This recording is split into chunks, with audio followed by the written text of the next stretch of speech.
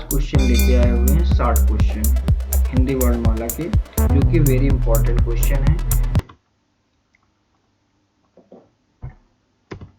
आइए question number first में चलते हैं। पहला क्वेश्चन आपका है, इस पे लिखा हुआ है हिंदी वर्णमाला में कितने स्वर हैं। तो हिंदी वर्णमाला में कितने स्वर होते हैं, तो आपको पता होगा कि कुल व्यंजन कितने आते हैं। तो हिंदी वर्णमाला में कुल व्यंजन कितने होते हैं, तो कुल व्यंजन की संख्या कितनी होती है, 41 होती है। कुल व्यंजन की संख्या 41 होती है।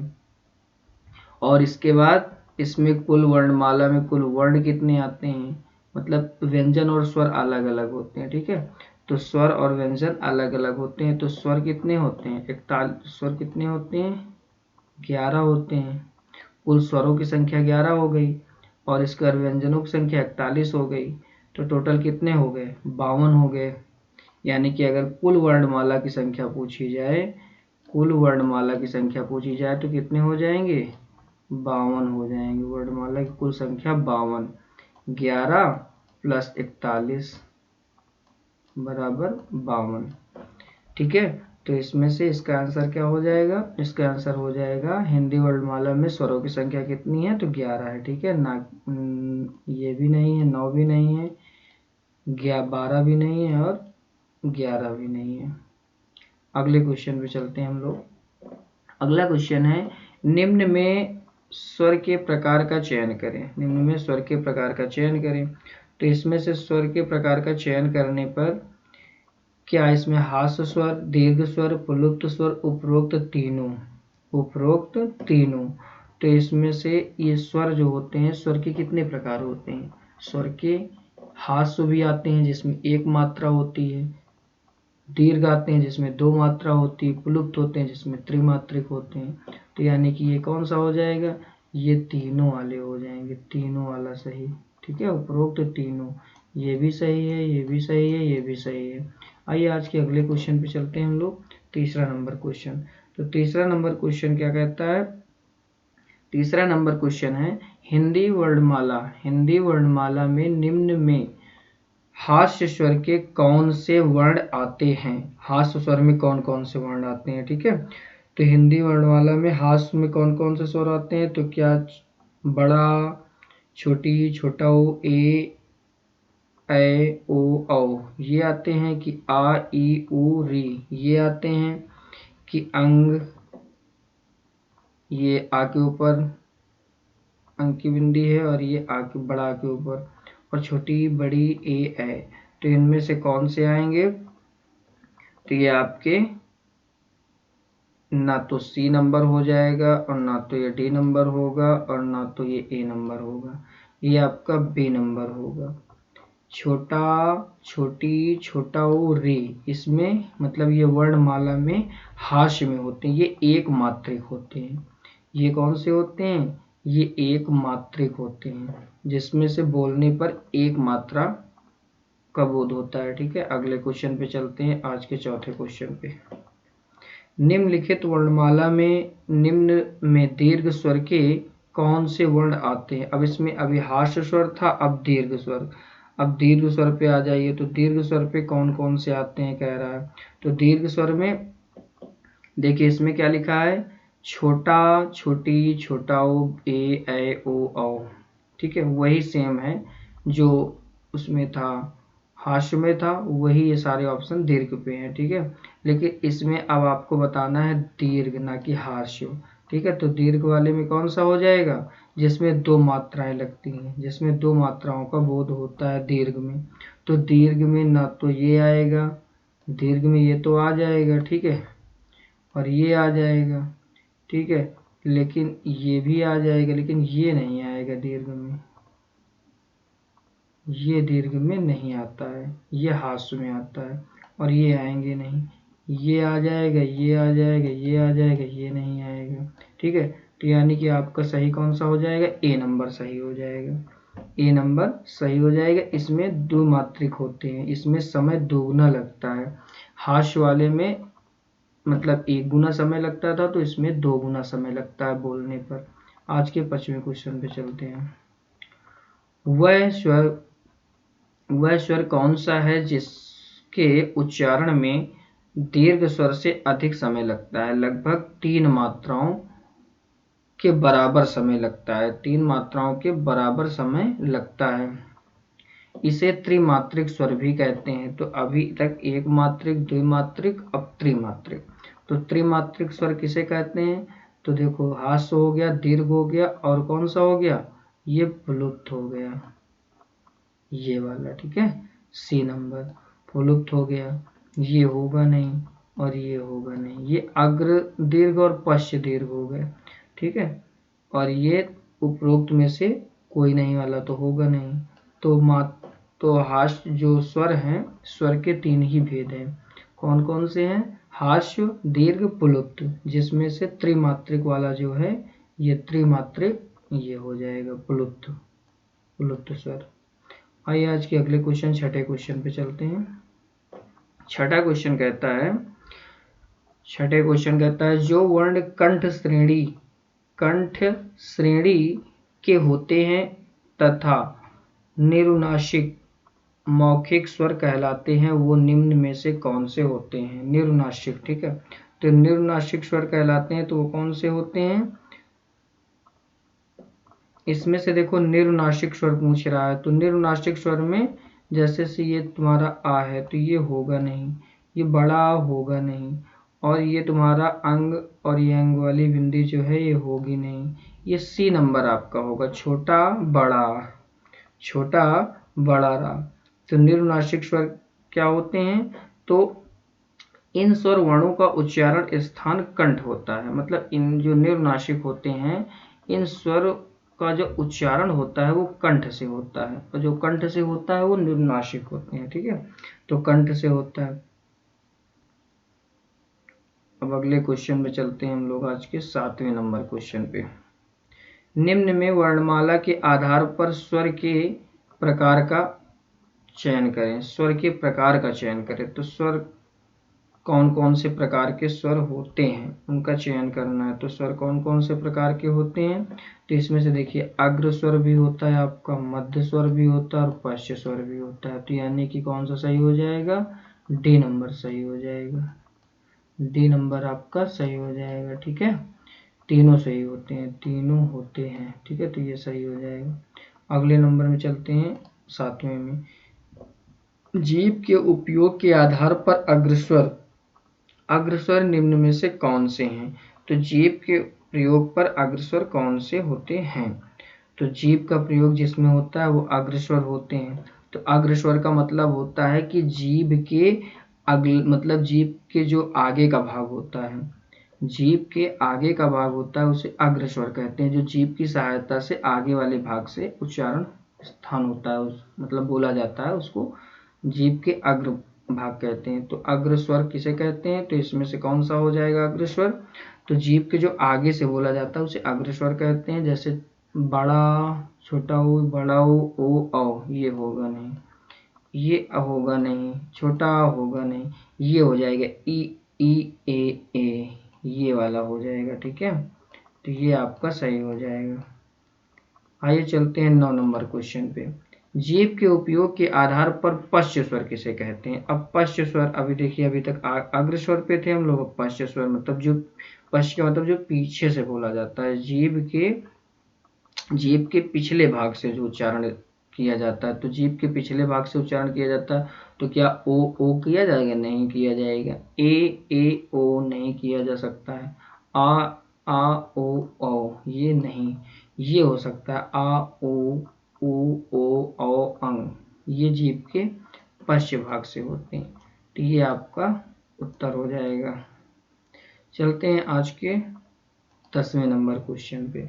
तो 10वां नंबर क्वेश्चन क्या कहता है? 10वां नंबर क्वेश्चन कहता है कि मुख खुलने के आधार पर विवृत स्वर वर्ण कौन सा है? विवृत स्वर वर्ण कौन सा है? तो विवृत में कौन सा हो जाएगा? तो विवृत का क्या मतलब, विवृत क्या कहता है, ठीक है। तो विवृत क्या कहता है?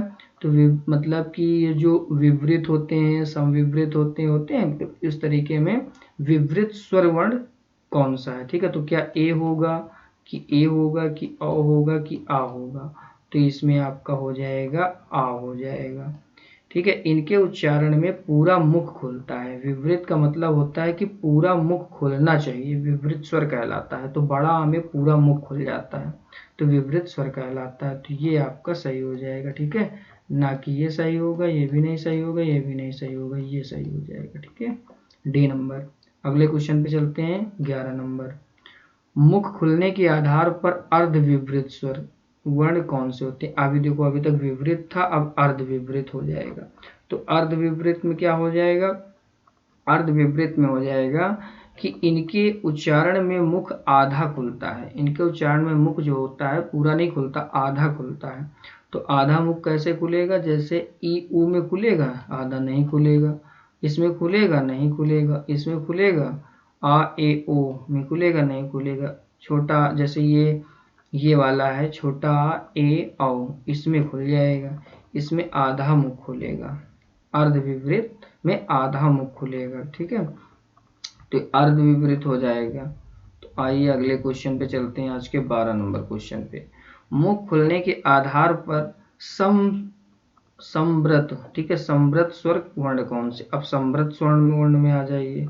तो संवृत जो होते हैं, संवृत किसे कहते हैं? संवृत स्वर वर्ण जो होता है उसे वो किसे कहते हैं? तो संवृत का मतलब ये होता है कि इनके उच्चारण में मुख द्वारा लगभग बंद रहता है। मतलब इनका जो उच्चारण होता है लगभग इसमें मुख बंद रहता है। पूरा नहीं बंद रहता, लेकिन लगभग काफी मात्रा में बंद ही रहता है मुख, ठीक है। तो इसका क्या हो जाएगा? तो क्या इसका छोटा वो हो जाएगा? नहीं होगा, क्योंकि ई ऊ देखो मुख खुलता है। फिर इसके बाद जैसे ए आ ए ओ औ, ये देखो खुलता है। ए भी खुलता है। इसमें ई ओ लगभग देखो बंद रहता है। ई ओ ये बंद रहता है, ठीक है। इसमें मुख बंद रहता है। तो ये आपका ए नंबर सही हो जाएगा। आइए अगले क्वेश्चन पे चलते हैं, 13 नंबर क्वेश्चन। मुख खुलने के आधार पर अर्ध संवृत स्वर वर्ण कौन सा है? अर्ध संवृत स्वर वर्ण। अभी तक संवृत था, अब किसमें? अब अर्ध संवृत। तो अर्ध संवृत में क्या हो जाएगा? इनके उच्चारण में मुख लगभग आधा बंद रहता है। उसमें पूरा बंद रहता था, इसमें आधा बंद रहता है, ठीक है। अर्ध लगा हुआ है, ये अर्ध लगा हुआ है ना, तो वो संवृत था और ये अर्ध संवृत है, तो आधा बंद रहता है। तो आधा बंद रहता है, तो इनमें से कौन सा आंसर सही हो जाएगा आपके हिसाब से?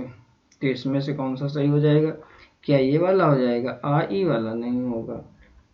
क्या ये वाला हो जाएगा? ए ओ वाला? नहीं होगा। अंगहा? नहीं होगा। ये हो जाएगा ई ओ ए ओ, ये सही हो जाएगा आपका B number question. B number question सही हो जाएगा। आज के 14 नंबर क्वेश्चन पे चलते हैं। होठों के आधार पर अर्धमुखी स्वर कौन से होते हैं? होठों के आधार पर अर्धमुखी स्वर, तो जो होंठ की सहायता से बोले जाते हैं उसे अर्धमुखी स्वर कहते हैं। तो कौन से होते हैं? जैसे जिनमें उच्चारण में ओंठ जो होते हैं गोलाकार नहीं होता है। मतलब अर्ध लिखा है ना, ये लिखा है आवृत्तमुखी, ठीक है। इसमें क्या लिखा है? आधार पर, ओंठों के आधार पर आवृत्तमुखी, ठीक है। आवृत्तमुखी कौन से होते हैं? तो आवृत्तमुखी का मतलब वृत्त मतलब गोल, और आवृत्त का मतलब कि गोल नहीं, अर्थात कि मतलब जिसके उच्चारण में ओंठ गोलाकार नहीं होते हैं। मतलब ओंठ जो होते हैं वो गोलाकार नहीं होते हैं उच्चारण में। तो इसका आंसर कौन सा हो जाएगा? जैसे छोटा हो, बड़ा हो, ओ आओ, ये होगा? नहीं होगा। बोलने पर देखो इसमें ओंठ जो होते हैं वो गोलाकार नहीं होते हैं, ठीक है। और इसमें जैसे आपका छोटा बड़ा ई ए ऐ नहीं होगा। छोटा हो, बड़ा हो, ए ऐ, ये भी नहीं होगा। ये डी नंबर आपका हो जाएगा। ओ औ ए ऐ देखो इसमें गोलाकार हो जाता है, लगभग गोलाकार नहीं होता है। इनमें सब में हो जाता है। ऊ ओ औ आ ऊ ए, इसमें सब में हो जाता है, तीनों में हो जाता है। ए में भी हो जाता है, बी में भी हो जाता है, सी में भी हो जाता है, डी में नहीं होता है। डी में गोलाकार नहीं होता। तो यही आपका आंसर हो जाएगा। आज के 15 नंबर क्वेश्चन पे चलते हैं। होठों के आधार पर वृत्तमुखी स्वर कौन से होते हैं? तो वृत्तमुखी स्वर पे आइए। तो वृत्तमुखी स्वर का मतलब क्या होता है कि जिन उच्चारण में मुख या ओंठ गोलाकार हो जाए, मुख या ओठ गोलाकार। अब उसमें आवृत्त था, उसमें नहीं होना होता, इसमें वृत्त मुख, ये मतलब मुख जो होता है वृत्त के समान हो जाना चाहिए, गोलाकार के समान हो जाना चाहिए बोलते समय। तो इसमें से कौन कौन से वर्ण होंगे जो वृत्ताकार हो जाएंगे? तो ये आपका क्या पहला नंबर होगा कि दूसरा नंबर होगा कि तीसरा होगा कि चौथा होगा? कौन सा होगा? तो इसमें देखो ऊ ओ ओ देखो पिछली बार था ये वाला हो जाएगा, ये नहीं होगा, न ये होगा न ये होगा, आपका ए नंबर हो जाएगा, वृत्तमुखी स्वर हो जाएगा ए नंबर। 16 नंबर चलते हैं। नाक व मुख से हवा निकलने के आधार पर निरुनासिक स्वर वर्ण निम्न में कौन से हैं? तो निरुनासिक कौन से हो जाएंगे? तो निरुनासिक हो जाएंगे आपके, जैसे इसमें लिखा हुआ है निरुनासिक में, निरुनासिक स्वर जो होते हैं मतलब कि मुख से हवा निकलने के आधार पर, मतलब मुख से जो हवा निकलती है उसके आधार पर निरुनासिक स्वर कौन से हो जाएंगे? तो जिनके उच्चारण में हवा केवल मुख से निकलती है, नाक से नहीं, मतलब मुख से हवा निकलेगी और नाक से नहीं निकलेगी, मतलब अर्थात मुख के द्वारा ही बोला जाएगा, नाक की सहायता नहीं ली जाएगी, तो उसे निरुनासिक कहते हैं। देखो नासिक मतलब नासिका और निरु मतलब नहीं, यानी कि नाक की सहायता न ली जाए जिस स्वर में। ठीक है, तो इसमें से कौन सा स्वर आ जाएगा? तो इसमें से आ जाएगा आपका जैसे ये अंग आ के ऊपर अंग चंद्रबिंदी और बड़ा आ के ऊपर चंद्रबिंदी, तो उसी तरीके जैसे ये आपका हो जाएगा बी नंबर आ ये है छोटा बड़ा, इसमें मुख की सहायता ली जाती है और नाक की सहायता नहीं, लेकिन ए इसमें नाक की सहायता ली जाती है, इसमें भी ली जाती है, तो आपका कौन सा हो जाएगा? बी नंबर क्वेश्चन हो जाएगा, बी नंबर आपका सही क्वेश्चन हो जाएगा। तो आइए आज के अगले क्वेश्चन पे चलते हैं। तो अगला क्वेश्चन आज का 17 नंबर क्वेश्चन। 17 नंबर क्वेश्चन लिखा है नाक व मुख से हवा निकलने के आधार पर अनुनासिक स्वर वर्ण निम्न में से कौन से हैं? तो अनुनासिक, अब देखो अनुनासिक इसमें हो गया, तो अनुनासिक स्वर कौन कौन से हैं? जो नाक की सहायता से ही, तुम नाक की सहायता से जो बोले जाते हैं अनु, ठीक है, नाक की सहायता, तो इसमें हो जाएगा जिनके वर्ण में हवा मुख के साथ साथ नाक से भी निकलती है, मतलब मुख से तो बोला ही जाएगा लेकिन नाक की भी सहायता ली जाएगी, तो नाक से भी इसमें हवा निकलती है, तो वो हो जाए। तो इसमें कौन कौन से हो जाएंगे? जैसे ए ये नहीं होगा, ओ ये भी नहीं होगा, ई ये भी नहीं होगा, ये हो जाएगा। आ के ऊपर चंद्र बिंदी और बढ़ा के चंद्र बिंदी, तो ये नाक की सहायता से ही बोला जाएगा, ठीक है, ये बोला जाएगा, तो ये आपका आ हो जाएगा सही आंसर। आइए 18 नंबर क्वेश्चन पे चलते हैं। निम्न में से आगत स्वर कौन सा है?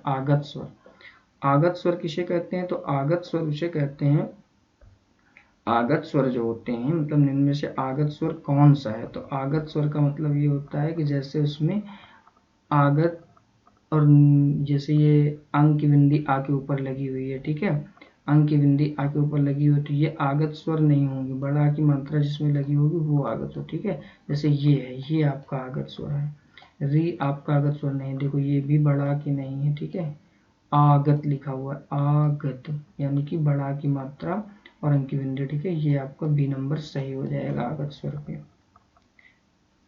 आज के 19 नंबर क्वेश्चन पे चलते हुए हम लोग, दीर्घ स्वर का मेल निम्न में से, दीर्घ स्वर का मेल के निम्न में मूल स्वर कौन से होते हैं? अच्छा, इसमें मूल स्वर जो दीर्घ स्वर होते हैं उसमें मूल स्वर कौन से होते हैं? तो दीर्घ स्वर में मूल स्वर कैसे होते हैं? तो उसमें होते हैं मूल स्वर में मूल से संधि स्वर बनते हैं, मतलब जैसे मूल स्वर होते हैं उनको तोड़ करके संधि स्वर बनाए जाते हैं, जैसे इसमें ये बड़ा बनाया गया, तो बड़ा कैसे बनाया गया? छोटा प्लस छोटा बराबर बड़ा, ठीक है, तो ये बड़ा आपका मूल स्वर है, ये क्या है? मूल स्वर है, ये मूल स्वर है, और इसकी सहायता से ये संधि की गई है, ये संधि स्वर है, ठीक है, तो इसकी सहायता से बने हुए हैं। तो इसमें मूल स्वर दो प्रकार के होते हैं, मूल स्वर जो होते हैं वो भी दो प्रकार के होते हैं, तो कौन कौन से होते हैं? दीर्घ स्वर और संयुक्त स्वर, दीर्घ स्वर और संयुक्त स्वर। तो इसमें से कौन कौन से? ये तीनों ही मूल स्वर हैं, ये तीनों मूल स्वर हैं और ये इनकी संधि स्वर है। ठीक है, तो यानी कि इसमें से कौन सा हो जाएगा? डी नंबर सही हो जाएगा। डी नंबर आपका सही हो जाएगा। उपरोक्त में से सभी हो जाएंगे, ये भी हो जाएगा, ये भी हो जाएगा, ये भी हो जाएगा, सब हो जाएंगे। ठीक है, तो आज के 20 नंबर क्वेश्चन में चलते हैं। 20 क्वेश्चन। तो 20 नंबर क्वेश्चन क्या कहता है? तो 20 नंबर क्वेश्चन कहता है, 20 नंबर क्वेश्चन कहता है संयुक्त स्वर का मेल जो होता है, संयुक्त स्वर का मेल के निम्न में मूल स्वर कौन से होते हैं? तो मूल स्वर आ गया। देखो, तो संयुक्त स्वर का मेल के निम्न में मूल स्वर कौन से होते हैं? तो मूल स्वर जैसे ये आपका है, ये मूल स्वर ही है, ए भी मूल स्वर है, ए भी मूल स्वर है, और ओ भी मूल स्वर है, औ भी मूल स्वर है। ठीक है, और ये इनके संधि स्वर है, संधि स्वर की सहायता से मूल स्वर बनाए गए हैं। तो ये छोटा आ प्लस ओ मिलाकर औ बन गया है, छोटा आ प्लस छोटा ओ मिलाकर ओ बन गया है, छोटा आ प्लस ए मिलाकर ए बन गया है, और छोटा आ प्लस छोटी ए मिलाकर के ए बन गया है। तो इसका आंसर क्या हो जाएगा? इसका आंसर हो जाएगा उपरोक्त में से सभी हो जाएगा। ये सारे सही हैं क्वेश्चन। ठीक है, ये सारे विकल्प आपके सही, ए भी सही है, बी भी सही है, सी भी सही है। ठीक है, तो इसका तीनों तो लगा नहीं सकते, तो इसका आंसर ये हो जाएगा डी नंबर। ठीक है, क्योंकि इसमें मूल स्वर पूछ रहा है, मूल स्वर कौन से होते हैं? तो मूल स्वर ये तीनों ही होते हैं और इनकी सहायता से संधि स्वर होते हैं। तो आइए आज के हम लोग 21 नंबर क्वेश्चन पे चलते हैं।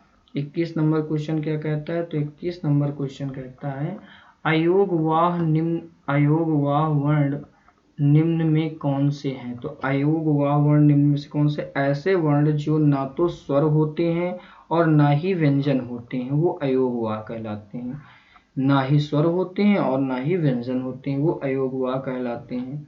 तो ये आपके इसमें कौन कौन से हैं? तो इसमें से मान लिया ये तो हो जाएगा, लेकिन इसमें ओ हो जाएगा। ओ आपका क्या है? स्वर है। ये आह कौन सा है? ये भी आपका स्वर में आ जाता है। अंग ये भी आ जाता है, लेकिन आपका इसमें आ नंबर जो है, ये अंग की बिंदी लगी हुई है, ये लगा हुआ है और ये है। ठीक है, तो इसलिए ये तीनों जो ए नंबर वाले हैं ये आपके अयोगवाह हो जाएंगे। ठीक है, ये आपके अयोगवाह हो जाएंगे। इसमें केवल शब्द लगा है, तो केवल में यही थोड़ी आता है, और भी आते हैं। तो ये आपके ए नंबर सही हो जाएगा। आइए आज के 22 नंबर क्वेश्चन पे चलते हैं। 22 नंबर क्वेश्चन कहता है निम्नलिखित वर्णमाला में समानतः व्यंजन कितने प्रकार के होते हैं? तो व्यंजन कितने प्रकार के होते हैं निम्नलिखित में से? तो व्यंजन की संख्या 41 होती है। व्यंजन की संख्या 41 होती है, जिसमें से व्यंजन मतलब जो व्यंजन होते हैं कितने प्रकार के होते हैं? तो व्यंजन कितने प्रकार के होते हैं? जैसे स्वर थे तो 3 प्रकार के थे। व्यंजन कितने प्रकार के होते हैं? तो व्यंजन आपके 6 प्रकार के होते हैं। व्यंजन आपके 6 प्रकार के होते हैं। एक होता है आपका स्पर्श व्यंजन, दूसरा आपका होता है कौन सा? अनुनासिक व्यंजन, तीसरा आपका होता है अंतस्थ व्यंजन, और चौथा आपका होता है ऊष्म व्यंजन, और पांचवा होता है उत्क्षिप्त व्यंजन, और छठा होता है संयुक्त व्यंजन। तो कितने प्रकार के हो गए? 6 व्यंजन हो गए, 6 प्रकार के।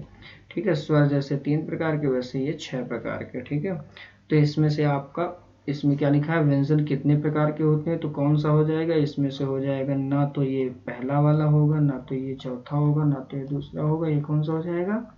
6 नंबर, मतलब यानी कि डी। ये क्वेश्चन आपका सही हो जाएगा। आइए 22 के बाद 23 नंबर क्वेश्चन।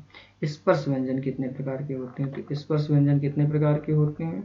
तो स्पर्श व्यंजनों की संख्या हवा मुख के विभिन्न स्थानों को स्पर्श करते हुए बाहर आती है। मतलब कि जो भी वर्ण बोला जाता है वो वर्ण मुख के सभी भागों को स्पर्श करते हुए बाहर आती है, तो उसे स्पर्श व्यंजन कहते हैं। तो स्पर्श व्यंजन कितने होते हैं?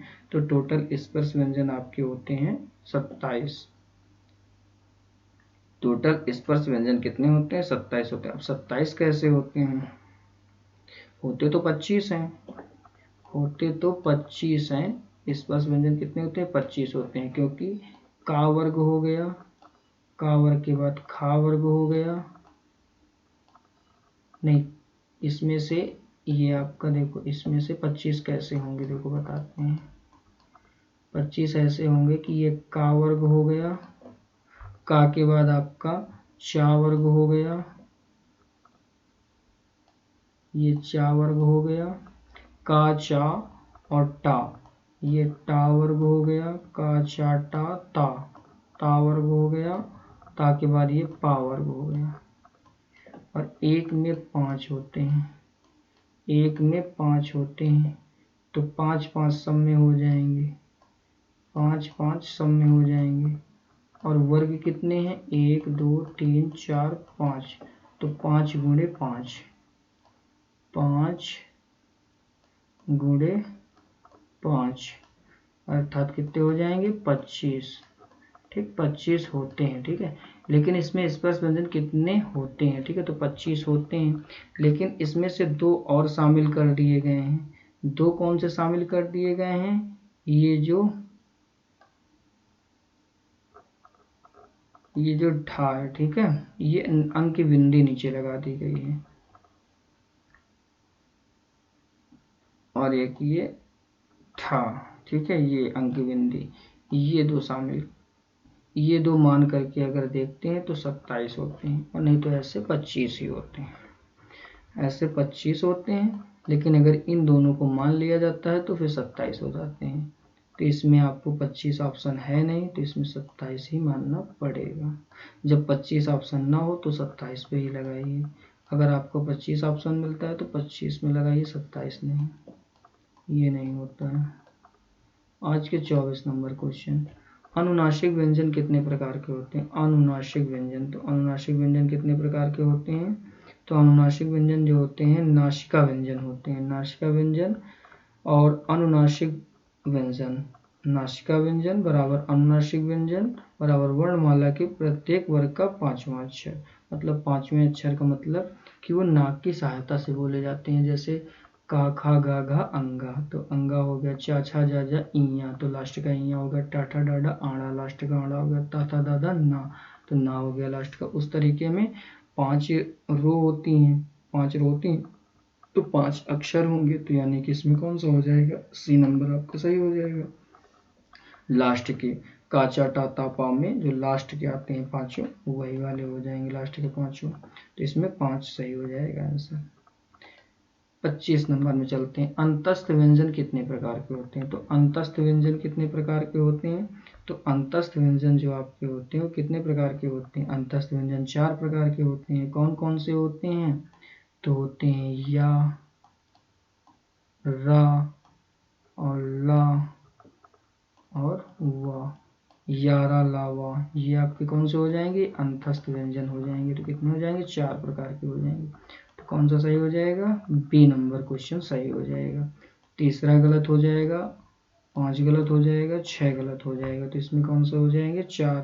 ठीक है, 4 प्रकार के अंतस्थ व्यंजन होते हैं। चलिए आज के 26 नंबर क्वेश्चन पे चलते हैं, 25 के बाद।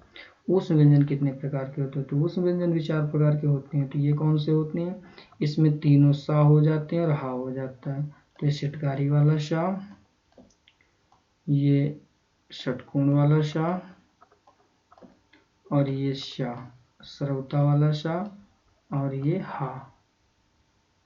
ठीक, ये चारों हो जाते हैं। तो ये चारों कौन से हो जाते हैं, चारों ऊष्म व्यंजन हो जाते हैं। ऊष्मा, इनमें बोलने पे मुख से ऊष्मा उत्पन्न होती है। तो ये भी 4 प्रकार के होते हैं। ठीक है, तो सी नंबर ये भी सही है। चलिए आज के हम लोग चलते हैं 27 नंबर क्वेश्चन पे। 27 नंबर क्वेश्चन क्या कहता है, उत्क्षिप्त व्यंजन कितने प्रकार के होते हैं। तो उत्क्षिप्त व्यंजन जो होते हैं वो कितने प्रकार के होते हैं। तो उत्क्षिप्त व्यंजन जो अभी देखो वर्ण बताए गए थे व्यंजन में, मतलब स्पर्श व्यंजन कितने होते हैं, 25 होते हैं। तो दो लास्ट के बताए गए थे, ढा और ढा, तो वो 2 उत्क्षिप्त व्यंजन में आते हैं। ठीक है, तो ये हो जाएगा, ठीक है, डा और ढा। ठीक है, ये उत्क्षिप्त व्यंजन में आ जाएंगे। चलिए आज के 28 नंबर क्वेश्चन पे चलते हैं। तो 28 नंबर क्वेश्चन क्या कहता है, 28 नंबर क्वेश्चन कहता है संयुक्त व्यंजन के वर्ण बताइए। मतलब जो संयुक्त व्यंजन जो सहायता से बोल जाते हैं, संयुक्त की सहायता से बोल जाते हैं, तो 2 अक्षरों की सहायता से वो होते हैं। ठीक है, तो संयुक्त व्यंजन टोटल कितने होते हैं? 4 होते हैं। संयुक्त व्यंजन टोटल कितने होते हैं? 4 होते हैं। कौन कौन से होते हैं? जो छत्रज्ञ, ठीक है, कौन कौन से होते हैं? छ और त्रक ज्ञा, ठीक है, ये 3 हो गए, छत्रज्ञ हो गया। और इसके बाद एक आपका कौन सा हो जाता है? एक आपका ऋषि हो जाता है। ठीक है, छत्रज्ञ के पहले एक ऋषि होता है, एक ऋषि, एक ऋषि वाला शब्द होता है, अक्षर होता है, वो हो जाता है। तो ये चारों मिला करके हो जाते हैं 4 प्रकार के। ठीक है, तो इसमें जो छा है, तो इसमें से आपका कौन सा सही हो जाएगा? इसमें से आपका डी ऑप्शन देखो नहीं दे रखा है, इसमें से 3 ही ऑप्शन है, तो इसमें एक ऑप्शन अपनी तरफ से जोड़ लीजिए, डी नंबर ऑप्शन, क्योंकि तीनों ही सही हैं। तो डी नंबर में क्या हो जाएगा? इनमें से सभी।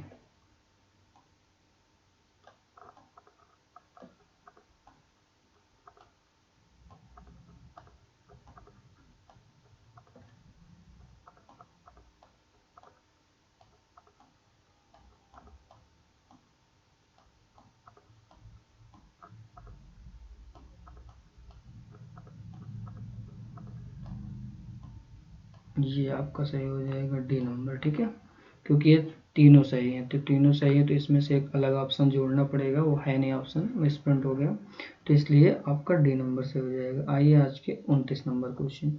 उच्चारण के आधार पर व्यंजन कितने प्रकार के होते हैं? तो उच्चारण के आधार पर व्यंजन कितने प्रकार के हो जाएंगे? तो उच्चारण के आधार पर 8 प्रकार के हो जाएंगे। और 8 प्रकार के कौन कौन से हो जाएंगे? भाई 6 प्रकार तो होंगे नहीं, 6 प्रकार के क्या होते हैं? 6 प्रकार के व्यंजन थे, 6 प्रकार के व्यंजन थे, 3 प्रकार के स्वर थे, तो 8 प्रकार के ये क्या हो जाएंगे? उच्चारण के आधार पर हो जाएंगे। और कौन कौन से हो जाएंगे उच्चारण के स्थान पर? तो उच्चारण के स्थान पर हो जाएंगे, तालव्य हो जाएगा, ठीक है, तालव्य व्यंजन हो जाएगा, मतलब कोमल तालव्य। और फिर दूसरा हो जाएगा तालव्य व्यंजन, तीसरा हो जाएगा मूर्धन्य, मूर्धन्य हो जाएगा, चौथा हो जाएगा दंत हो जाएगा, ठीक है, दंत हो जाएगा चौथा, चौथा दंत के बाद 5वां ओष्ठ हो जाएगा, छठा दंतोष्ठ हो जाएगा, 7वां वत्सय हो जाएगा, और 8वां कौन सा हो जाएगा?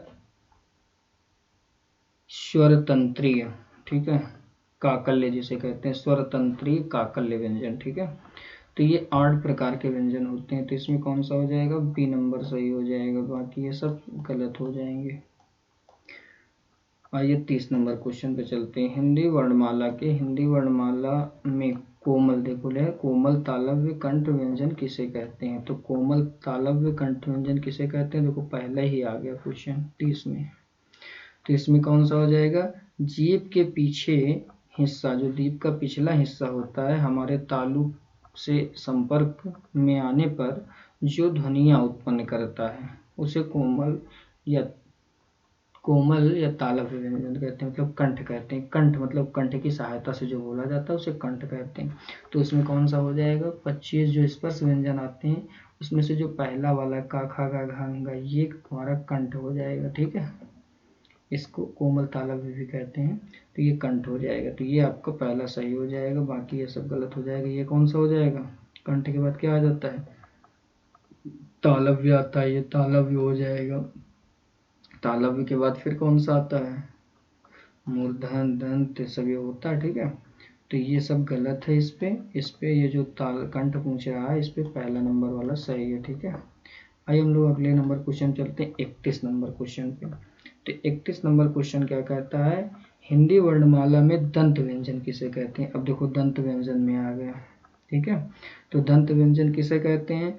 तो ऊपरी दांतों के निकट से दांतों के प्रयोग से बोले जाने वाले वर्ण दंत व्यंजन कहलाते हैं। ठीक है, दंत व्यंजन कहलाते हैं। दांतों व जीभ के स्पर्श से बोले जाने वाले व्यंजन क्या कहलाते हैं? मतलब दांतों और जीभों के स्पर्श से जो व्यंजन बोले जाते हैं उसे दंत व्यंजन कहते हैं। ठीक है, क्या कहते हैं? दंत व्यंजन कहते हैं। जो दांत की सहायता से बोले जाते हैं। तो ये मतलब कौन कौन से व्यंजन होते हैं? तो इसमें से देखो जो दांत से बोले जाएंगे दंत व्यंजन, वो आपके ये पाफा बाबा तो होंगे नहीं, ये टाठा डाडा नहीं होंगे। टाठा डाडा कौन से हो जाएंगे? ये तुम्हारे कौन से हो जाएंगे? ये जो तुम्हारे हो जाएंगे टा ठा डा ढा ढा जो है, ये आपके कौन से हो जाएंगे? तो इसमें से पहला वाला जो आपका ये पहला पहला पहला मतलब 5 होते हैं, ठीक है, 5 रो होती हैं। तो 5 रो में काखा गागा अंगा वाली ये कौन से हो जाएंगे? ये कंठ हो जाएगा। फिर आपका दूसरा रो आता है काटा चाता पा में, तो दूसरा चा छा छा जा झा इया, ये हो जाएगा तालव्य हो जाएगा। फिर चौथा आता है टाठा डाढ़ा आड़ा, मूर्धन्य हो जाएगा। फिर चौथा के बाद मतलब तीसरे के बाद चौथा आता है ताथा दादा ना, ये दंत हो जाएगा। और पाफा बाबा में ओष्ठ हो जाएगा, ठीक है। तो हो जाता है कंठ तालव्य मूर्धा दंत ओष्ठ, ठीक है। तो इसमें से कौन सा पूछ रहा है? दंत पूछ रहा है। तो इसमें से दंत वाला कौन सा हो जाएगा? सी नंबर हो जाएगा। सी नंबर आपका हो जाएगा दंत वाला।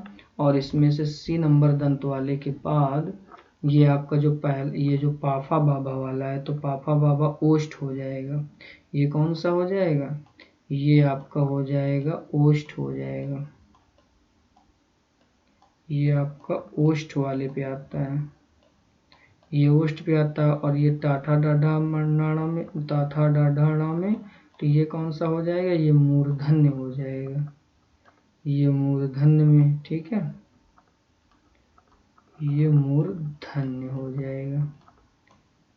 और इसके बाद ये आपका दंत है ही है। फिर ये टाठा डाढ़ा, ये भी मूर्धन्य हो जाएगा, ठीक है। तो आइए आज के चलते हैं 32 नंबर क्वेश्चन पे। तो 32 नंबर क्वेश्चन हो गए। आप लोग लाइक एंड सब्सक्राइब कर दीजिए, क्योंकि आपके लिए 60 क्वेश्चन लेके आए हुए हैं, जो कि हिंदी वर्णमाला का संपूर्ण क्वेश्चन, इससे आगे कुछ भी नहीं है। चलिए 32 number question Hindi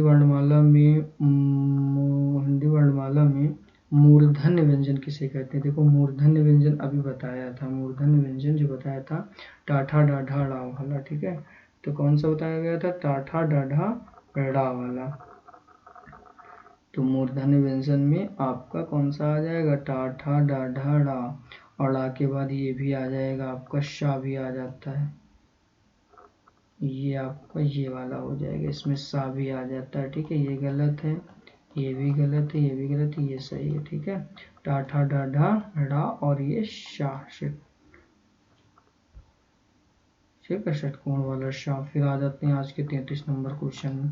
33 number question क्या कहता है? हिंदी वर्णमाला में ओष्ठ व्यंजन किसे कहते हैं? तो ओष्ठ व्यंजन किसे कहते हैं? तो ओष्ठ व्यंजन में आपका ये देखिए, ओष्ठ व्यंजन में ना तो ये काखा गा फा फा भा मा आएगा, ना तो टाठा डा फा ड़ा आएगा, ना ता था दादा सा ड़ा आएगा। ये आपका पहला नंबर आ जाएगा।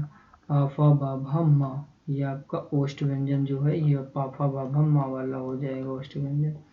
इसके बाद आज के 34 नंबर क्वेश्चन पे चलते हैं। 34 नंबर क्वेश्चन कहता है हिंदी वर्णमाला में दंतोष्ठ व्यंजन कितने? दंतोष्ठ व्यंजन हिंदी वर्णमाला में दंतोष्ठ व्यंजन कौन से हैं? मतलब दंतोष्ठ मतलब दंत की सहायता से जो बोले जाते हैं, तो वो कौन से हो जाएंगे? तो वो आपका ना तो आपका ये दंतोष्ठ में यारा लावा था ना, यारा लावा, जो दंतोष्ठ मतलब दांत और ओष्ठ की सहायता से बोले जाते, ये कौन सा हो जाएगा? ये आपका या गलत हो जाएगा, रा भी गलत हो जाएगा, रा भी गलत हो जाएगा। तो इसमें दांत के ऊपरी मतलब ऊपर के दांत और प्लस नीचे की ओठ की सहायता से बोले जाते हैं। तो इसमें से कौन सा हो जाएगा? ये वा वाला हो जाएगा, ये वा आपका दंतोष्ठ हो जाएगा। आइए 35 नंबर क्वेश्चन चलते हैं। तो 35 नंबर क्वेश्चन क्या कहता है? हिंदी वर्णमाला में वात्स्य व्यंजन कौन से हैं? तो वात्स्य व्यंजन कौन से हैं? तो वात्स्य व्यंजन में क्या है? इसमें होता है दंत प्लस मसूढ़ा, मतलब दांत और मसूढ़े की सहायता से बोले जाते हैं। तो कौन सा बोला जाता है? तो इसमें हा रा ला ये बोला नहीं जाता है, मारा ला ये भी नहीं हो जाएगा, पारा ला भी नहीं हो जाएगा। सा और रा और ला, सा और रा और ला ये जो होते हैं ये आपके दांत और मसूढ़े की सहायता से बोले जाते हैं। आइए आज के 36 नंबर क्वेश्चन में चलते हैं। जल्दी जल्दी करेंगे हम लोग, क्योंकि काफ़ी टाइम हो रहा है और क्वेश्चन अभी 60 क्वेश्चन हैं, 60 क्वेश्चन टोटल थे, हम लोग 40 के समथिंग पहुंचने वाले हैं। तो ये आज का जो 36 नंबर क्वेश्चन है, 36 नंबर क्वेश्चन क्या कहता है? तो हिंदी वर्णमाला में स्वर यंत्रीय और काकल्य व्यंजन से है। मतलब काकल्य व्यंजन कौन से, स्वर यंत्रीय और काकल्य व्यंजन कौन से हैं। तो स्वर यंत्रीय और काकल्य व्यंजन जो होते हैं, स्वर यंत्रीय जो होते हैं कंठ के भीतर स्थित होते हैं, कंठ के भीतर स्थित होते हैं, और ये आपका हो जाएगा सिर्फ हा वाला, कंठ के भीतर स्थित होते हैं। ना तो आपका त्रा होगा, न घा होगा, न रा होगा, ये आपका ये वाला हो जाएगा। ठीक है, आइए हम लोग चलते हैं आज के 37 नंबर क्वेश्चन पे। तो 37 नंबर क्वेश्चन क्या कहता है, 37 नंबर क्वेश्चन कहता है निम्न में अर्धस्वर व्यंजन कौन से हैं। अर्धस्वर मतलब जो आधे स्वर होते हैं, आधे स्वरों की सहायता से बोले जाते हैं। तो अर्धस्वर व्यंजन कौन से होते हैं, तो या और वा हो जाता है, या और वा जो है वो अर्धस्वर हो जाता है, यानी कि बी नंबर आपका सही है। ए भी आपका गलत है, और ये आपका सी भी गलत है, डी भी गलत है, ये आपका बी सही है। ठीक है, आपका बी सही है। आइए हम लोग चलते हैं 38 नंबर क्वेश्चन पे। 38 नंबर क्वेश्चन कहता है निम्नलिखित में से लुंठित व्यंजन किसे कहते हैं। तो लुंठित व्यंजन किसे कहते हैं, तो जो लुंठित व्यंजन होता है वो आपका रा होता है। रा आपका कौन सा है, लुंठित व्यंजन है, रा आपका लुंठित व्यंजन है, ये सही है। ठीक है, हम लोग चलते हैं 39 नंबर क्वेश्चन पे। निम्न में से पार्श्विक व्यंजन किसे कहते हैं। तो पार्श्विक व्यंजन किसे कहते हैं, तो पार्श्विक व्यंजन में या वा रा ला, या वा रा ला है तो पार्श्विक में हो जाता है आपका ला। ठीक है, आपका क्या हो जाता है, ला हो जाता है। ठीक है, उच्चारण में जो वायु होती है जीभ के पास से निकलती है, उच्चारण करते समय जीभ के पास से निकलती है, तो वो ला वर्ण होता है। ठीक है, ये आपका सही है, बाकी ये गलत है, रा भी गलत, वा भी गलत, या भी गलत। ठीक है, तो बाकी हम लोग चलते हैं आज के 40 नंबर क्वेश्चन पे। 20 क्वेश्चन इसके बाद भी बचेंगे। निम्नलिखित में से नासिका व्यंजन कौन से हैं। तो नासिका मतलब नाक की सहायता से जो बोले जाते हैं। तो नासिका जो नाक की सहायता से बोले जाते हैं, तो इसमें से कौन से हो जाएंगे, इसमें से भाई जो का, टा, ता, चा, ता, पा जो हैं, उसमें से जो लास्ट के वर्ण हैं वो नासिका से ही बोले जाते हैं। मतलब ड़ा हो गया, और चा चा जा जा इया वाला इया हो गया, टा ठा डा डा आड़ा वाला आड़ा हो गया, ता था पा ता था दादा ना हो गया, पाफा बाबा मा हो गया। तो क्या हो जाएगा, ड़ा इया नहीं अंगा इया ड़ा ना मा। ठीक है, तो ये आपका कौन सा हो जाएगा, डी नंबर हो जाएगा। ठीक है, ना तो आपका ये होगा, ना तो ये होगा, ना तो ये होगा, ये हो जाएगा। ये स्पर्श व्यंजन के लास्ट वर्ण है जो नासिका से बोले जाते हैं, नाक की सहायता से। आइए हम लोग 41 नंबर क्वेश्चन में चलते हैं। 41 नंबर क्वेश्चन कहता है निम्न में 41 नंबर क्वेश्चन कहता है हिंदी के वे कौन से व्यंजन हैं जिन्हें वर्णों का उच्चारण करते समय श्वास हवा गले निकलते समय स्वर तंत्र ऊपर से कंपन पैदा करती है। मतलब कंपन स्वर होते हैं। ठीक है, कंपनित स्वर कौन कौन से होते हैं, तो इसमें से देखो, इसमें से मतलब जो कंपनित स्वर बोल रहा है, तो प्रत्येक वर्ग के तीसरे और चौथे और पांचवें, जो प्रत्येक वर्ग होता है उसके तीसरे चौथे और पांचवें तथा जा ड़ा या रा ला वा, ठीक है, और हा एवं सभी स्वर अघोष होते हैं। ठीक है, सभी स्वर जो होते हैं वो अघोष होते हैं। तो इसमें से कंपनित स्वर वाला कौन सा हो जाएगा, डी नंबर क्वेश्चन हो जाएगा, इसमें से डी नंबर वाला हो जाएगा। ठीक है, तो ये देखो इसमें से तो कंपनित स्वर है, तो इसमें से ना तो आपका ये केवल घोष होगा, ना तो केवल अघोष होगा, ना तो ये अघोष होगा। ठीक है, इसमें से घोष ध्वनियां हो जाएंगी और अघोष ध्वनियां दोनों मिला करके ध्वनियां जो होती हैं कंपनित ध्वनियां होती हैं, तो इसलिए डी नंबर आपका सही हो जाएगा, डी नंबर क्वेश्चन सही हो जाएगा। आई एम चुके 42 नंबर क्वेश्चन पे। तो 42 नंबर क्वेश्चन कहता है कि हिंदी के वे कौन से व्यंजन हैं जिनके वर्णों का उच्चारण करते समय केवल स्वर का प्रयोग किया जाए। तो केवल स्वर का प्रयोग किया जाता है, तो कौन से वर्ण होते हैं, तो वो होते हैं जिन ध्वनियों का उच्चारण करने में किसी प्रकार का कंपन नहीं होता। मतलब जिन ध्वनियों को उच्चारण करने पर किसी प्रकार का कंपन नहीं होता वो अघोष कहलाते हैं। तो ये आपके घोष जो सघोष होंगे ये होगा नहीं, अघोष वाला आपका हो जाएगा। अल्प प्राण हो नहीं सकता, महाप्राण हो नहीं सकता।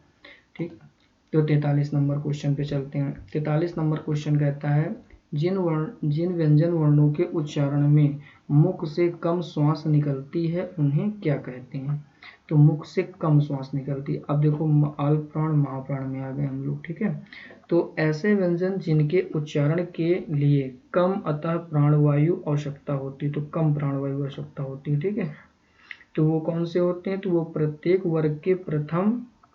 प्रत्येक वर्ग जो होता है उसका कौन सा होता है? प्रथम होते हैं और तृतीय होता है। प्रत्येक वर्ग जैसे का वर्ग हो गया, चा वर्ग हो गया, टा वर्ग हो गया, उसका प्रथम अक्षर, तृतीय अक्षर और पंचमा अक्षर, ठीक है, और पांचवा अक्षर, ये जो होते हैं ये ये जो होते हैं जो इनमें से कम वायु लगती है बोलने में। जैसे का हो गया आपका, का के बाद फिर आपका क्या हो गया?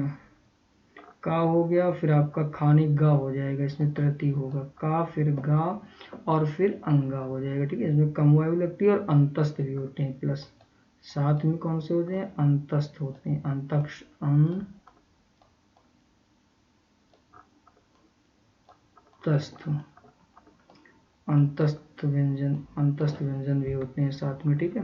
तो इसमें से कौन सा सही हो जाएगा? ये अल्प प्राण वाला सही हो जाएगा आपका बी नंबर। ए भी गलत हो जाएगा, सी भी गलत हो जाएगा और डी भी गलत हो जाएगा और ये आपका सही हो जाएगा। ये आपका सही हो जाएगा। तो इसमें 43 को 44 नंबर क्वेश्चन पे चलते हैं। जल्दी जल्दी क्वेश्चन किया जाए ताकि सारे कंप्लीट हो जाए। तो इसमें लिखा है जिन व्यंजन वर्णों के उच्चारण में मुख से अधिक श्वास निकलती है उन्हें क्या कहते हैं? तो अधिक श्वास निकलती है तो वो तो महाप्राण हो जाएगा सीधा सीधा।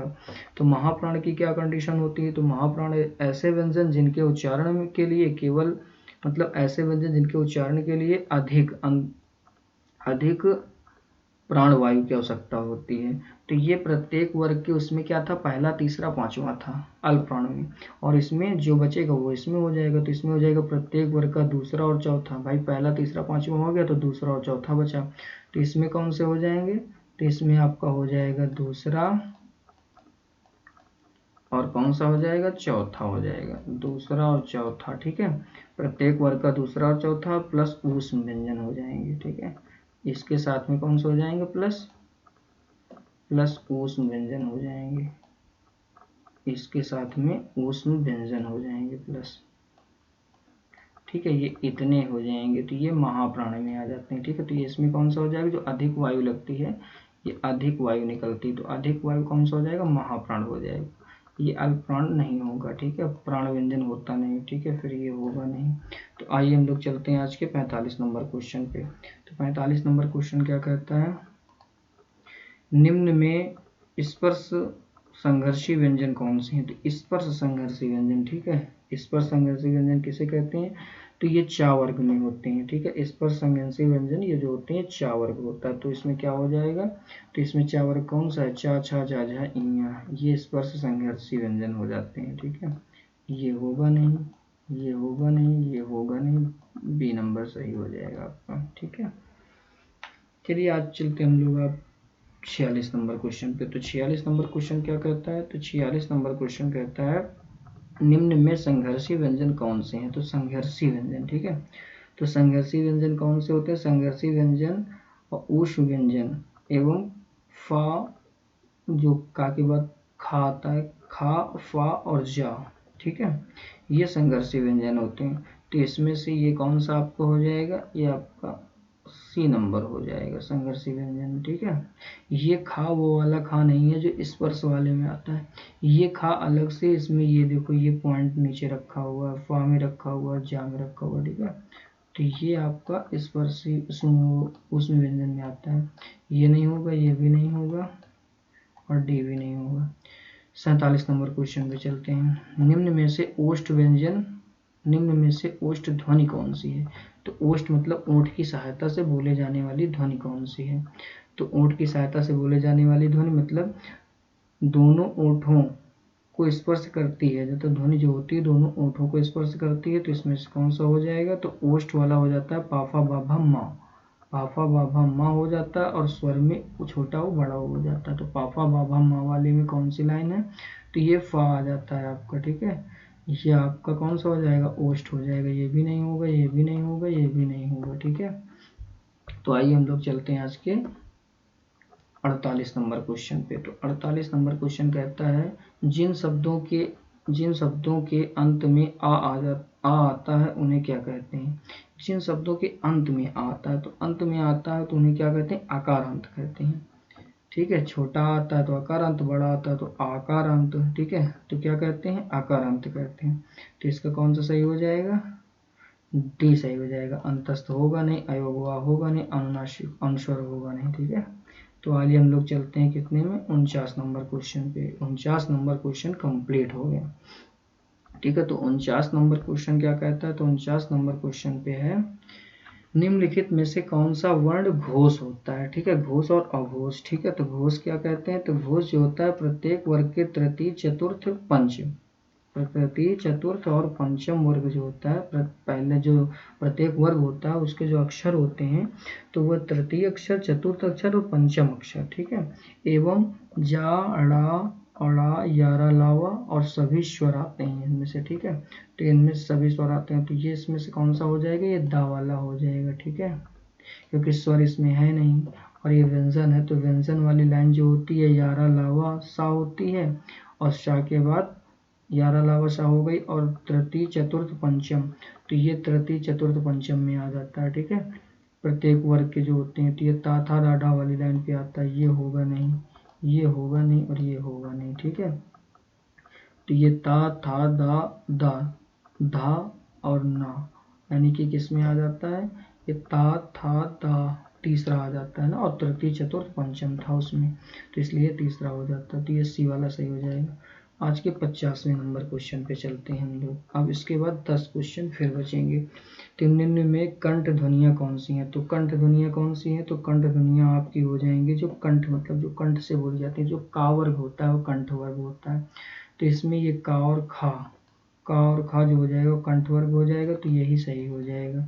और ये सही होगा नहीं, यारा और जा और जा और जा सही नहीं होगा, टा डा सही नहीं होगा। आइए हम लोग चलते हैं 51 नंबर क्वेश्चन पे। तो 51 नंबर क्वेश्चन क्या कहता है, 51 नंबर क्वेश्चन कहता है निम्न में से उच्चारण स्थान आधार पर मूर्धन्य व्यंजन कौन से हैं, तो मूर्धन्य व्यंजन कौन से हैं, तो मूर्धन्य व्यंजन, तो मूर्धन्य जो होता है मूर्धा और जीभ के स्पर्श से बोले जाने वाले व्यंजन या जीभ के पतले, ठीक है, जीभ के पतले भाग और जो मतलब जीभ के आगे का भाग होता है उससे स्पर्श होकर के जो व्यंजन निकलते हैं उसे स्पर्श व्यंजन कहते हैं। जैसे इसमें टा वर्ग हो गया, ठीक है, टा वर्ग जो होता है वो स्पर्श व्यंजन में आ जाता है। तो इसमें कौन सा हो जाएगा टा वाले में, तो ये ढा और ढा हो जाएगा, ढा और ढा, ठीक है, ढा और ढा हो जाएगा। तो ये सी नंबर सही हो जाएगा। ये बी भी गलत हो जाएगा, ए भी गलत हो जाएगा, डी भी गलत हो जाएगा, तो ये आपका सी वाला सही हो जाएगा। आइए हम लोग चलते हैं आज के 52 नंबर क्वेश्चन पे। 52 नंबर क्वेश्चन कहता है निम्नलिखित में से नवीन विकसित और विकसित ध्वनियाँ कौन सी, नवीन विकसित और विकसित ध्वनियाँ कौन सी हैं, तो नवीन और विकसित ध्वनियाँ अलग अलग होती हैं, ठीक है। तो इसमें नवीन और विकसित ध्वनियाँ जो हो जाएंगी का नहीं, खा और गा, मतलब कि ये जो पॉइंट, ये पॉइंट जो रखा है ये नवीन ध्वनियाँ बनी हुई हैं, ठीक है। इनमें बोलते समय मतलब थोड़ा नाक की सहायता ली जाती है, ठीक है, हल्का सा, तो ये बिल्कुल नवीन ध्वनियाँ आई हुई हैं, ठीक है। ख और ग नवीन ध्वनियाँ हैं अपने वर्णमाला में, और ये नवीन है नहीं, ये नवीन है नहीं, ये नहीं नवीन नहीं है। आइए 53 नंबर क्वेश्चन में चलते हैं। तो 53 नंबर क्वेश्चन जो है वो क्या कहता है, 53 नंबर क्वेश्चन कहता है निम्न में कौन सा घोष वर्ण है, ठीक है। तो घोष और अघोष देखो फिर आ रहा है, तो घोष वर्ण क्या, तो घोष वर्ण आप लोग जानते हो तृतीय चतुर्थ और पंचम वर्ग, तृतीय और चतुर्थ और पंचम वर्ग। तो पंचम वर्ग का क्या है, माँ, देखो सीधा सीधा मिल गया, पंचम वर्ग का माँ मिल गया, ये सही है आपका। ये चा गलत है, खा गलत है और छा गलत है, ठीक है। तो आइए हम लोग चलते हैं 54 नंबर क्वेश्चन। तो निम्न में से कौन सी ध्वनि ओष्ठ नहीं है, तो कौन सी ध्वनि ओष्ठ नहीं है, तो ओष्ठ ध्वनि इनमें से कौन सी नहीं है, तो ओष्ठ ध्वनि जो होती है दोनों ओष्ठों स्पर्श, दोनों जो ओठ होते हैं स्पर्श से जो ध्वनि बनती है उसे ओष्ठ ध्वनि कहते हैं। ठीक है, तो इसमें से कह रहा ओष्ठ ध्वनि नहीं है, तो ओष्ठ ध्वनि जो तुम्हारी है वो कौन सी नहीं है, ता वाली नहीं है। ठीक है, और बाकी देखो पा, फा नहीं है, बा है, भा नहीं, मा है, तो ये तीनों ओष्ठ हैं। ठीक है, और ये आपकी ओष्ठ नहीं है, और पूछ रहा है कि नहीं है ओष्ठ। ठीक है, पूछ रहा है ओष्ठ नहीं है। ठीक है, तो ये आपका सही है, डी नंबर, ये ता वाली। ठीक है, तो आइए हम लोग चलते हैं 55 नंबर क्वेश्चन पे। तो निम्न में से नासिका व्यंजन कौन सा है, तो नासिका व्यंजन कौन सा है, तो नासिका व्यंजन जो होता है जो नाक की सहायता से पंचमा अक्षर होता है, पंचमा अक्षर नाक की सहायता से, तो पंचमा अक्षर नाक की सहायता से इनमें से कौन सा है, तो ये आपका चा छा जा झा इया वाला है। ठीक है, ये इया है, ये है नहीं, गा भी नहीं, जा भी नहीं, तो ये इया है। ठीक है, अंगा, इया, ड़ा, ना, मा, ये पंचमा अक्षर नासिका वाले हैं, तो ये आपका सही है। ठीक है, आइए हम लोग चलते हैं 56 नंबर क्वेश्चन में। 56 नंबर क्वेश्चन कहता है कि ओ और औ वर्ण क्या कहलाते हैं, ओ और औ जो मतलब वर्ण है वो क्या कहलाते हैं, तो दंत, जीभ और तालु, तीनों से ये बोले जाते हैं। दंत, जीभ और तालु, तो इसको कहते हैं कंठ ओष्ठ, इसको क्या कहते हैं, कंठ ओष्ठ कहते हैं। तो कंठ ओष्ठ इनमें से कौन सा है, तो कंठ ओष्ठ आपका ये सी नंबर है। ठीक है, ये ओ और औ जो होते हैं कंठ ओष्ठ। अब कंठ ओष्ठ कैसे होते हैं ये भी आपको पता होना चाहिए। ठीक है, तो कंठ ओष्ठ कैसे होते हैं, तो ये जो होता है आ होता है, ये होता है आ और प्लस, और आगे कौन सा हो जाएगा जिससे ओ बन जाएगा, तो ये ओ जो होता है ये ओ कैसे बनता है, तो आ और ओ जो होता है ये ओ जो बनाना होता है, तो ओ कैसे बनाते हैं हम लोग, पहले ये बताओ आप लोग। तो इसमें क्या क्या मिलाएं कि ओ बन जाए, तो इसमें मिलाना पड़ता है ओ, कैसे ओ बनाने के लिए क्या मिलाना पड़ता है, तो ओ बनाने के लिए मिलाना पड़ता है छोटा और क्या, छोटा और छोटा प्लस ऊ। ठीक है, छोटा प्लस ऊ बन नहीं रहा, ये ऐसे। ठीक है, छोटा या बड़ा ऊ मिला दो, छोटा प्लस बड़ा ऊ या छोटा ऊ। ठीक है, तो ये दोनों मिला दो छोटा, और ये जो होता है ये आपका होता है कंठ होता है, और ये आपका ओष्ठ होता है, तो दोनों मिलाकर कंठोष्ठ हो जाता है, तो आपका सी नंबर सही। ठीक है, कंठ ओष्ठ हो गया। 56 का 57 नंबर क्वेश्चन, तो 57 नंबर क्वेश्चन कहता है निम्न में से किसे हिंदी की मानक वर्णमाला में स्थान नहीं दिया गया, तो हिंदी की मानक वर्णमाला जो है उसमें स्थान किसको नहीं दिया गया, तो उसमें स्थान स्त्री को नहीं दिया गया। बाकी आपका क्रा भी आ जाता है, लो भी आ जाता है, ड़ा भी आ जाता है। ठीक है, तो ये आपका स्त्री वाला ये जो स्थान है इसको नहीं दिया गया है। ठीक है, तो इसमें से सही वाला उत्तर जो हो जाएगा सी हो जाएगा। ठीक है, क्योंकि नहीं शब्द लिखा हुआ है, मतलब वर्णमाला में स्थान नहीं दिया गया है। ठीक है, ये आपका ही दिया हुआ है, इसलिए आपका सी वाला इसमें सही हो जाएगा। आइए हम लोग चलते हैं 58 नंबर क्वेश्चन में।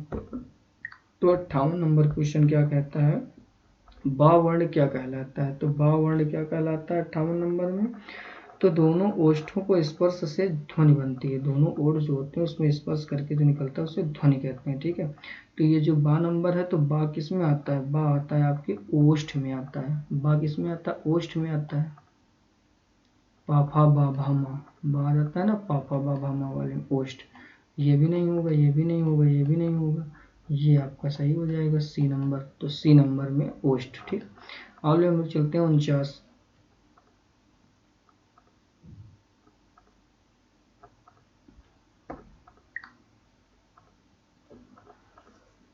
आइए हम लोग चलते हैं 59 क्वेश्चन पे।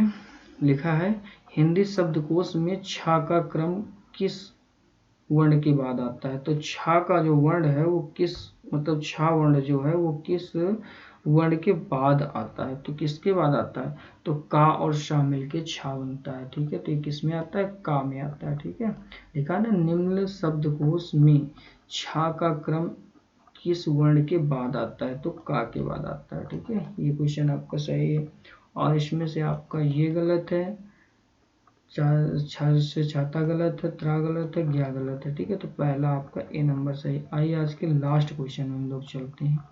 तो लास्ट क्वेश्चन क्या है, लास्ट क्वेश्चन है कि इनमें से लिखा है घा, ठीक है, घा से घड़ी, तो घा का उच्चारण स्थान कौन सा है? तो ये तो काखा गाघा अंगा वाला है, तो घा का उच्चारण स्थान कंठ हो जाएगा, सीधा सीधा सिंपल क्वेश्चन है।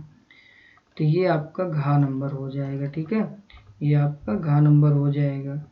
और बाकी मूर्धा होगा नहीं, तालु होगा नहीं, तंतु होगा नहीं। तो आज आपके 60 क्वेश्चन हुए, वेरी इंपॉर्टेंट क्वेश्चन हुए, सारे इंपॉर्टेंट क्वेश्चन थे। शायद हिंदी वर्णमाला में इससे कुछ ही क्वेश्चन होंगे जो बचे होंगे, नहीं सारे क्वेश्चन हमने करा दिए आज। जो बचे होंगे उनको भी हम ढूंढ करके और ज़रूर वो क्वेश्चन करवाएंगे, ठीक है। धन्यवाद। बस यही कहेंगे कि अगर आपको सही लगा हो वीडियो तो लाइक और सब्सक्राइब जरूर करिएगा प्लीज़। ओके, धन्यवाद आपका बहुत बहुत।